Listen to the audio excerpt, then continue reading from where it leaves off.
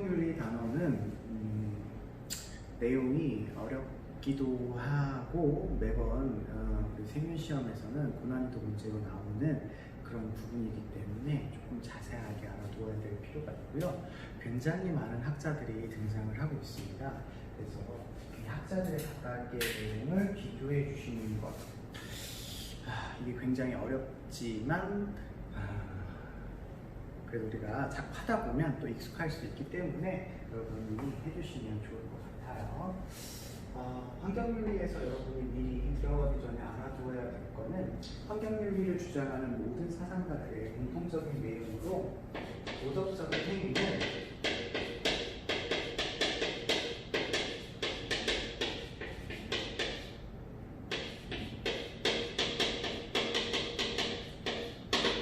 오로지 인간만 할 수 있다.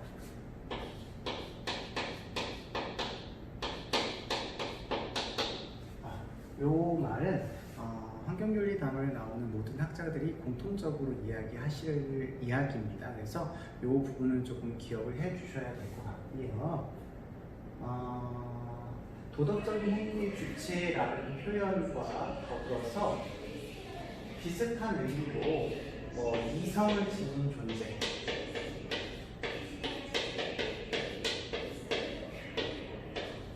아니면 합리적인 존재,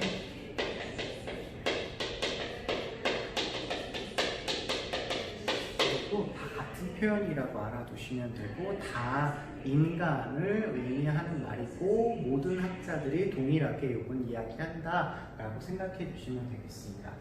그 다음에 이제 나머지 학자들은요, 과연 도덕적인 행위 주체는 오로지 인간밖에 없지만 우리가 도덕적으로 고려해줘야 될 대상이 혹은 배려해줘야 될 대상이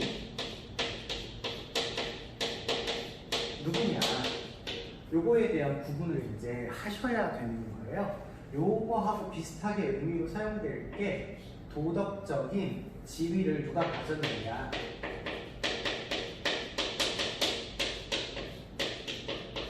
도덕적인 권리가 누구에게 있느냐, 이것들이 이제 우리가 구분해 줘야 될 그런 내용이고요. 보통은 도덕적 지위와 권리를 가지고 있는 존재들에게 모두는 아니지만 내재적인 가치가 있다, 이렇게 표현을 하고 있습니다. 그래서 이렇게 보는 범위를 어디까지로 제한하고 있느냐가 각 사상을 구분하는 기준이라고 보면 되겠고, 이것에 따라서 이제 인간 중심주의,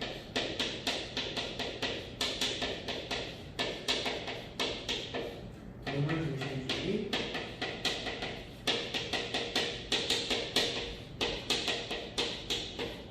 생명 중심주의,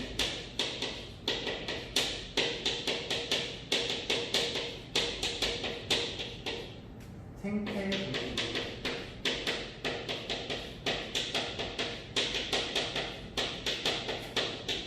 이렇게 나누어지게 됩니다.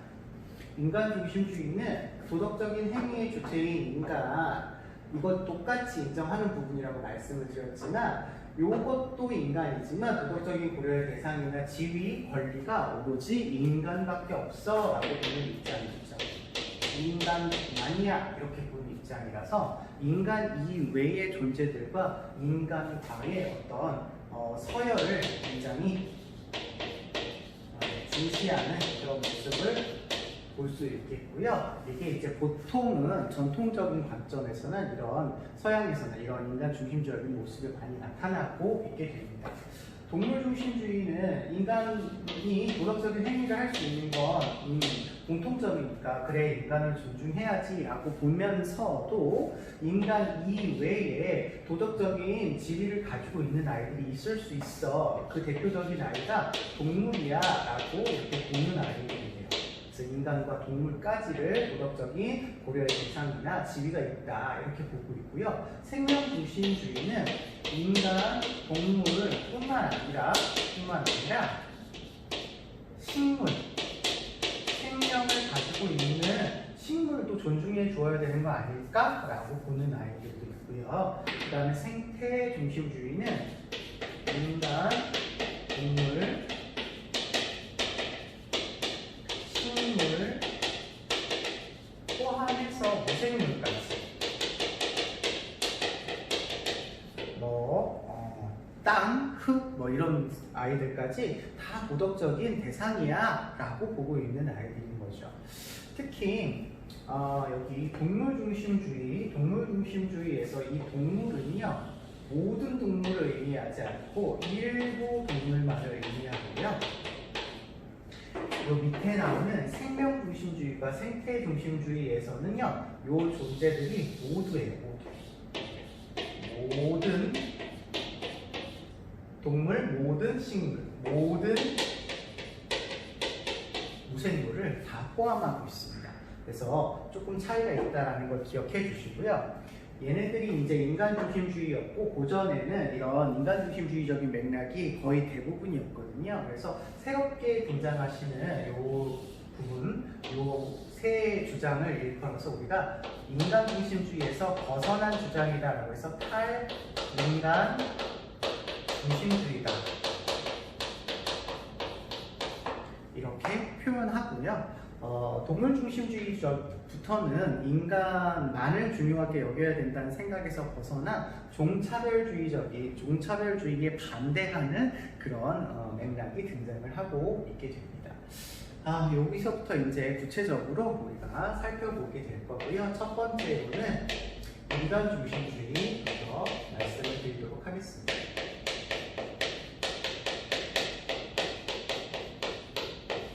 인간중심주의는 말씀드렸다시피 도덕적인 지위를 갖거나 도덕적인 배려의 대상은 오로지 인간밖에 없어 라고 보는 입장이거든요. 그래서 다른 생명체나 존재들에 비해서 인간을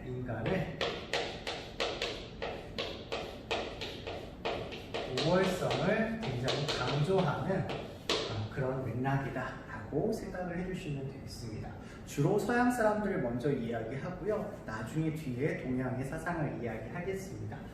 옛날 사람들은 거의 대부분 인간중심주의적인 모습을 보였다고 해도 될 것 같아요. 그 중에서 대표적인 사람들 몇 사람만 살펴볼 건데 먼저는 고대의 그리스 시대에 존재했었던 아리스토텔레스입니다.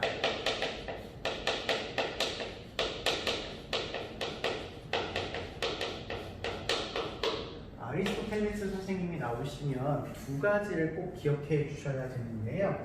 한 가지는 이분이 덕윤리 사상가였다라고 하는 것을 꼭 생각을 해주시면 좋겠어요.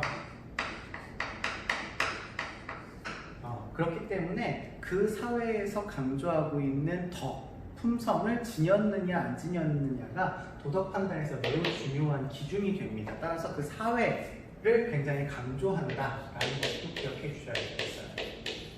그래서 이분은 공동체주의적인 입장에서 설명을 하고 있는 분이다. 이거 매우 중요한 포인트였죠. 그래서 아리스토텔레스 아저씨가 하시는 유명한 말씀은 인간은 사회적 동물이다, 정치적 동물이다 라고 하는 표현이었습니다. 그 다음에 두 번째로 여러분이 기억해 두셔야 될 게 목적론적 윤리설이라고 하는 거예요. 목적론적 윤리설이 아니라 목적론적 세계관.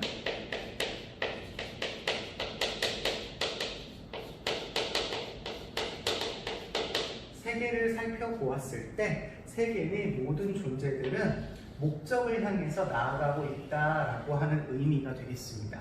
그래서 식물이라고 하는 아이는 사과씨가 심기면 그 사과씨는 심어져가지고 잘 성장을 해서 사과나무, 사과 열매를 맺는 게 목표이죠.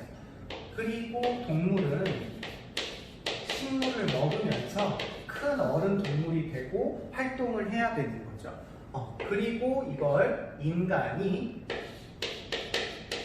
이용해서 인간은 행복이라고 하는 것을 목적으로 살아갑니다. 그래서 다른 인간을 제외한 나머지 존재들은 다 인간을 위한 도구적인 가치와 수단적인 가치만 있을 뿐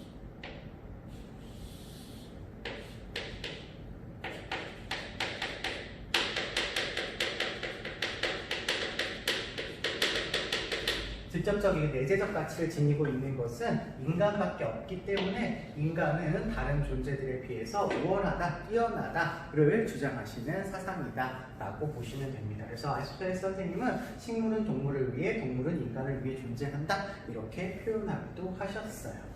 그 다음에 두 번째로는 이제 중세로 넘어가시게 되는데, 중세에서는 그리스도교가 핵심 사상이었죠. 그 그리스도교를 연구하신 대표적인 사상가로 우리가 배우신 분이 토마스 아퀴나스 선생님이 계십니다. 토마스 아퀴나스 선생님께서는 도덕 판단의 기준, 윤리적인 판단의 기준이 바로 신의 명령에 있었죠.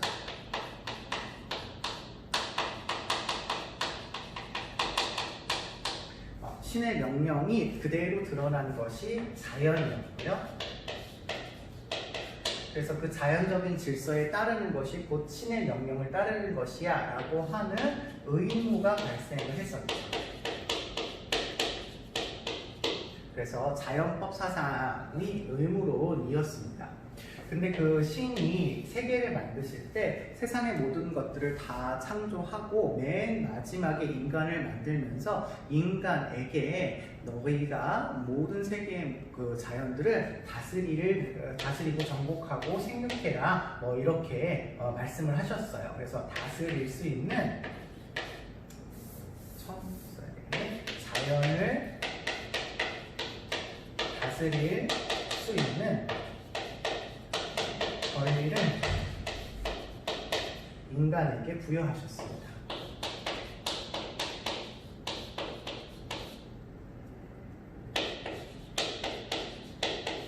따라서 인간은 자연을 다스리는 수단이나 도구로 삼는 것이 아무런 문제가 없다 이렇게 보고 있는 거죠. 사용해도 된다라는 겁니다. 다만 자연이라고 하는 것은 신이 만들었기 때문에 자연은 신의 창조물이기 때문에 자연을 함부로 대하는 것은 신을 모독하는 것과 마찬가지죠.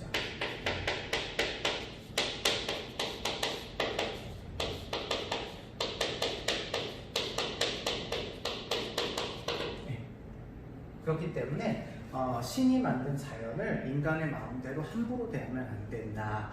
그래서 너무 잔인하게 대하거나 뭐 고갈시키거나 오염시키는 것은 안 되고 관리하는 권리를 부여받았다라고 하는 것을 내용으로 이야기하고 계십니다.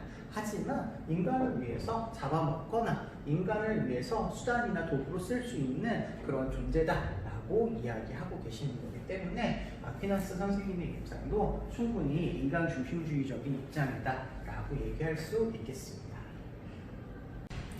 다음으로는 우리 근대의 인간 중심주의를 살펴보도록 하겠습니다.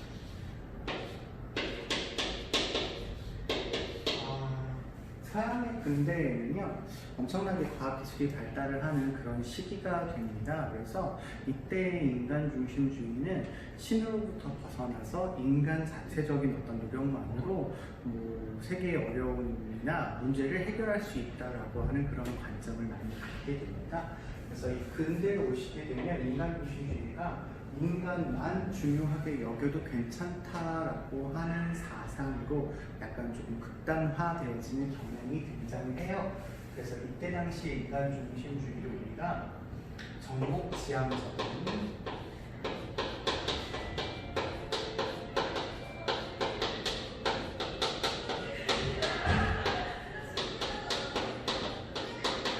자연관이라는 표현으로 쓰기도 합니다. 대표적인 사상가 몇 명을 살펴볼 텐데요. 영국에서 있었던 경험주의의 대표자죠. 베이컨 선생님을 살펴보겠습니다. 베이컨은 우리가 지난 시간에 과학기술과 윤리에서도 과학기술에 대한 긍정적인 영향을 가지고 계신 분으로 배우셨죠. 그래서 베이컨 선생님의 경우에는 아는 것이 힘이다 라고 하는 표현을 함으로써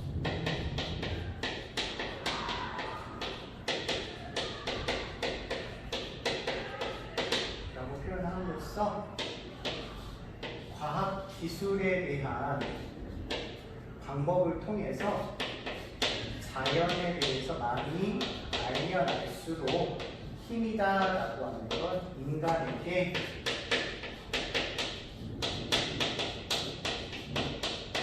무용성을 가져온다 라고 하는 의미로 이야기해요. 그래서 우리가 많이 과학 기술을 발달시켜서 자연에 대해서 알면 알수록 우리에게 도움이 되니까 자연을 사냥에다가 알아야 된다 이렇게 표현하기도 하죠. 그래서 굉장히 자연을 정복해야 될 것을 강조하고 계시는 사상가입니다.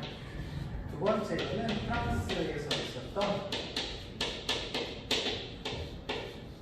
데카르트 선생님입니다. 데카르트 선생님이 하신 말씀도 굉장히 유명하죠. 나는 생각한다.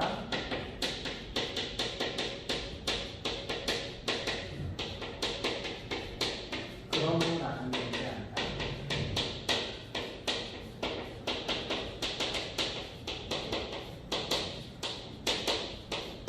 이런 표현을 하셨거든요.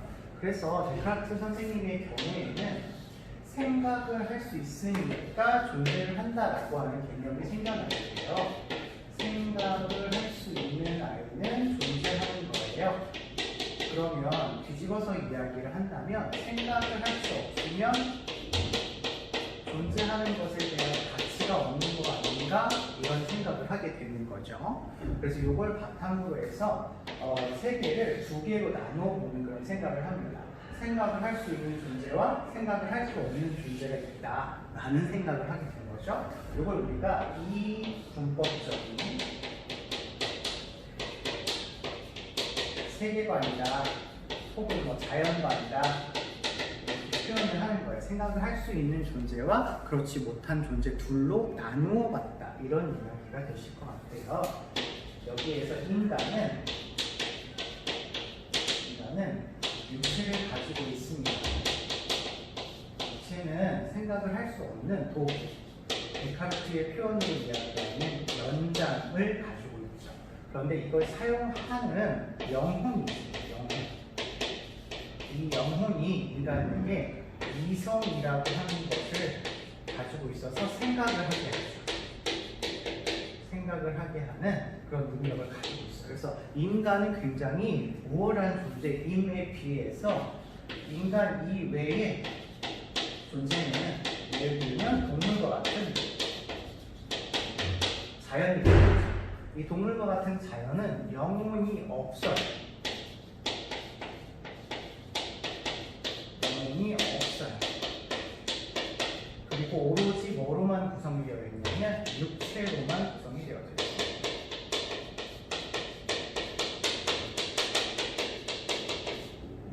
이렇게 되어 있다라고 데카르트는 생각을 하신 거죠.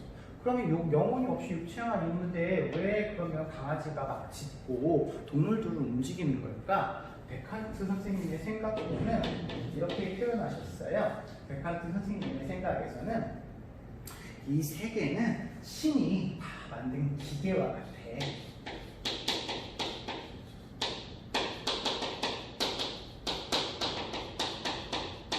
신이 정교하게 만들어 놓은 기계야. 그래서 이 동물이나 자연은 이런 어떤 그 신에 의해서 세팅되어져 있는 프로그램처럼 움직이는 거야. 그래서 얘네들이 영혼이 있는 것이 아니라 그냥 기계처럼 그렇게 결정되어 있어서 움직이는 거기 때문에 동물이나 자연은 영혼이 없는 기계와 같아 라고 주장을 하시게 되는 거죠. 그렇기 때문에 이런 가치가 없는 동물이나 자연들은 인간을 위한 수단이나 도구로서 사용되어도 아무런 문제가 없는 거야 라는 인식을 하게 되었다라고 볼 수가 있는 거죠. 그래서 이런 이야기를 하시면서 자연에 대한 정복과 자연에 대한 지배에 대한 어떤 영향력을 굉장히 많이 넓혀가는 그런 모습을 보이게 됩니다. 근대 사상가 한 분을 더 살펴볼 건데요. 사실 시험에서는 이분이 조금 더 많이 출제되는 경향이 있죠. 베이컨에 비해서는 데카르트가 조금 더 많이 나오셨고요. 데카르트에 비해서는 이분 독일에 안 나오시면 서운하신 칸트 선생님이시죠.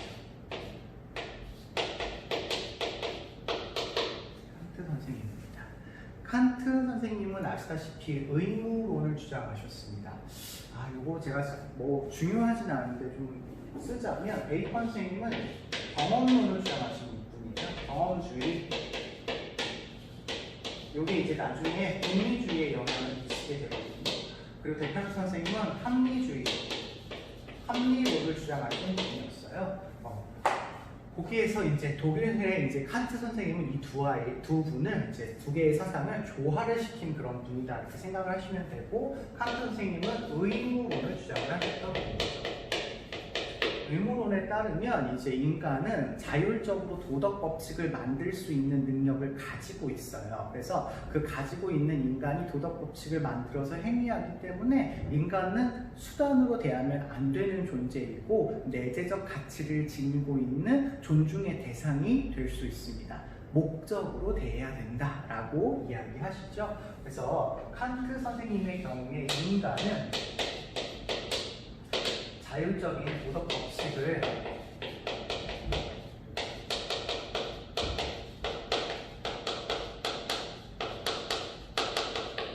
만들어서 도덕적인 행위를 할 수 있는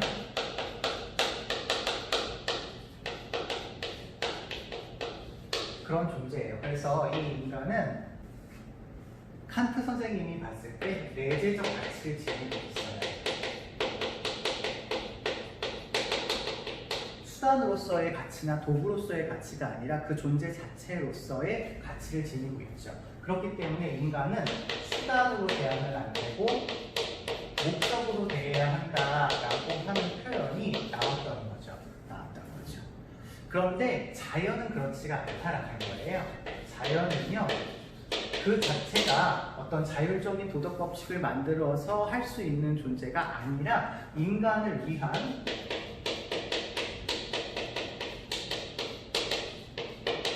수단적이고 도구적인 가치만 지닌다.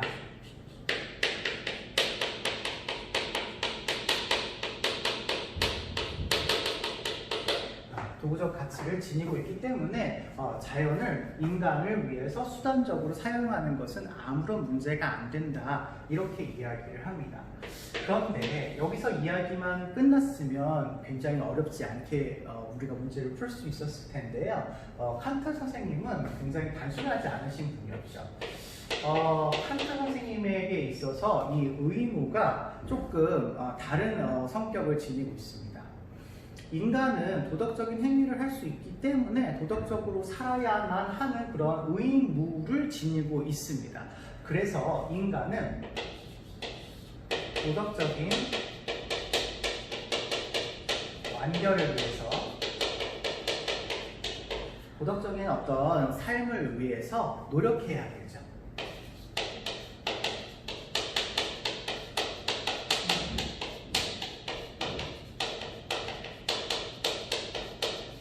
때문에 인간을 대상으로 본 이 의무는요, 인간이 인간을 대할 때는 내재적 가치를 대하고 있는 그 인간을 대할 때는 직접 의무의 대상이 됩니다.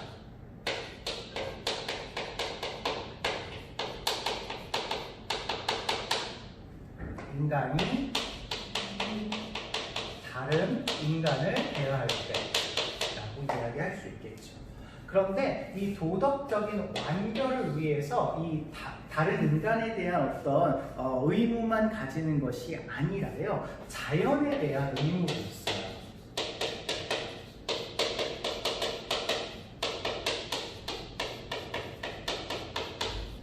인간이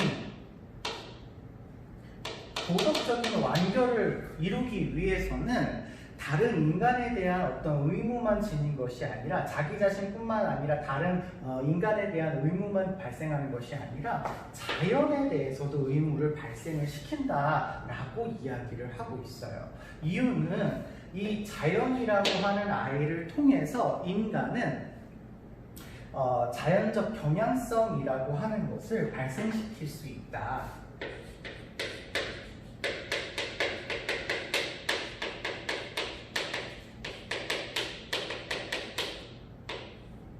자연적 경향성, 우리 뭐 첫 시간에 했지만 이게 뭐 욕구나 욕망 뭐 이런 저예요. 경향성, 자연적으로 그렇게 하고 싶어 하는 어떤 경향성인데 이 아이 자체로는 도덕적인 어떤 행위의 기준이 될 수가 없어요.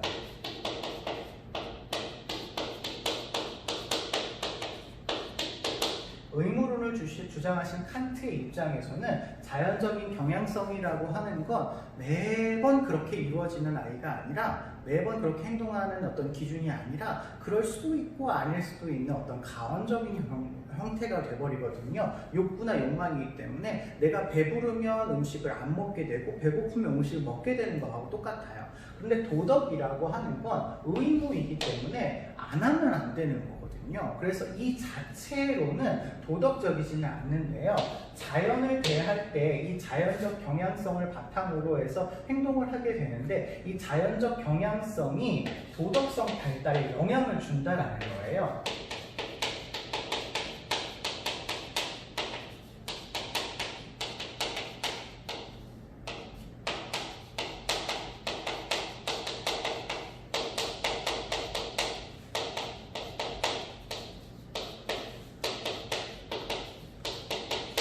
이렇게 영향을 주기 때문에 이 자연적 경향성이 훼손되면 인간의 도덕성 발달이 이루어질 수가 없는 거죠. 그러면 도덕적 완결을 위한 자신의 의무를 위반하게 되는 결과를 초래하게 됩니다.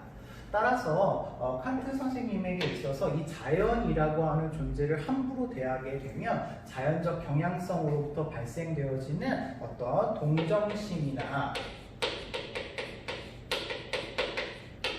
공감이나 뭐 이런 것들이 이제 훼손이 된다라고 보는 거죠. 자연을 함부로 대하게 되면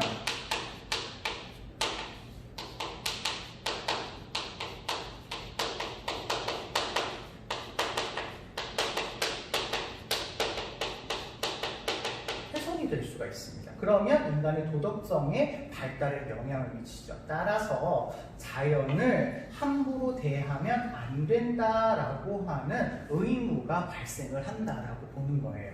이걸 칸트 선생님은 뭐라고 표현하셨냐면 인간은 그 자체가 내재적 가치를 지니고 있어서 직접 의무의 대상이나 자연이라고 하는 존재는 인간의 도덕성 발달을 위한 도구나 수단으로서의 가치를 가지고 있기 때문에 이걸 간접 의무다 이렇게 표현하셨습니다.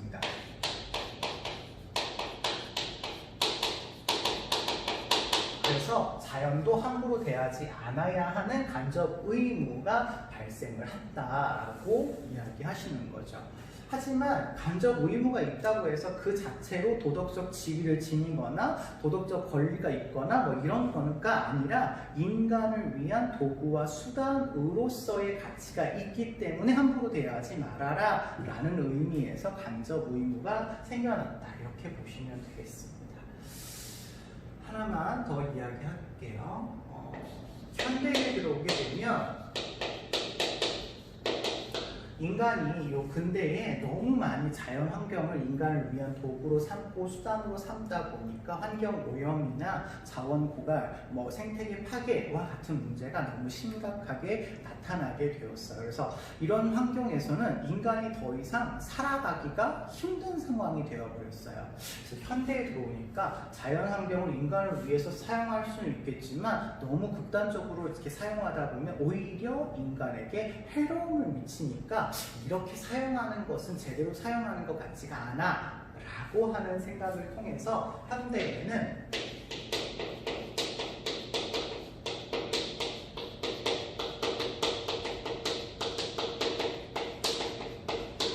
자연을 수단으로 사용할 수는 있으나 인간의 생존을 위해서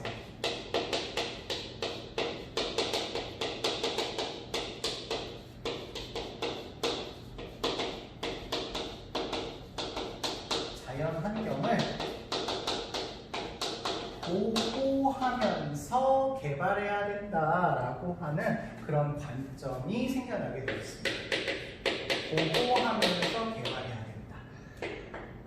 우리가 잘 살아가기 위해서는 인간이 최종적인 목적을 가진 존재인데 이 인간이 잘 살아가기 위해서는 자연환경이 꼭 필요한데 너무 함부로 이렇게 정복지향적으로 이분법적으로 기계적으로 자연을 막 갖다 써버리니까 인간에게 오히려 안 좋은 영향이 일어났던 거죠. 그래서 그런 상황이 되면 오히려 인간에게 도움이 되지 않으니까 우리를 위해서 개발을 하더라도 조금 보호하면서 개발하는 게 어떨까라고 하는 생각을 가지게 되는 거죠. 지속적인 개발이 가능한 그런 어떤 환경을 조성하자라고 보는 거예요. 대표적인 사상가가 헤스 모어 선생님이 계신데요. 헤스 모어 선생님은 이런 인간을 위한 어떤 윤리적인 어떤 기준이 새로운 게 딱히 필요한 게 아니라 전통 윤리만으로도 충분하다. 그래서 새로운 윤리가 필요한 건 아니다라고 해서 요나스와 대비되는 그런 관점을 보이는 거예요. 이분이 말씀하신 전통 윤리의 관점은 그리스도교 공리주의에서 이야기하는 그런 윤리로도 충분히 환경오염이나 문제를 극복할 수 있어 라고 이야기를 하고 있습니다. 그래서 인간이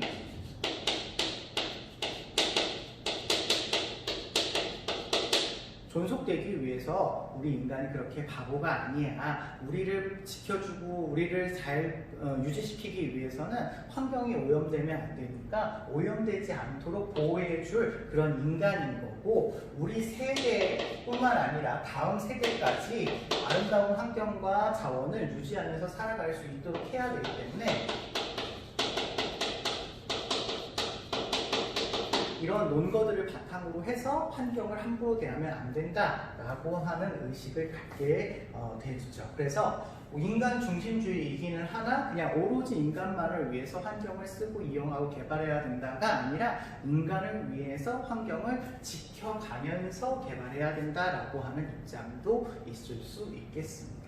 약간 정복지향적인 근대 인간 중심주의와 조금 대비되는 관점이라고 볼 수 있겠죠. 하지만 여기까지는 모두 다 인간 중심주의예요. 그래서 인간만이 도덕적인 권리가 있고 가치가 있고 뭐 내재적 가치로 이야기한다면 인간만이 내재적 가치를 지니고 있어서 다른 존재들은 다 인간을 위한 수단적인 어떤 가치일 뿐이지 도덕적인 배려의 대상이라고 보지는 않는다라고 하는 것이 이 모든 인간 중심주의의 공통적인 특징이다라고 이야기할 수 있겠습니다.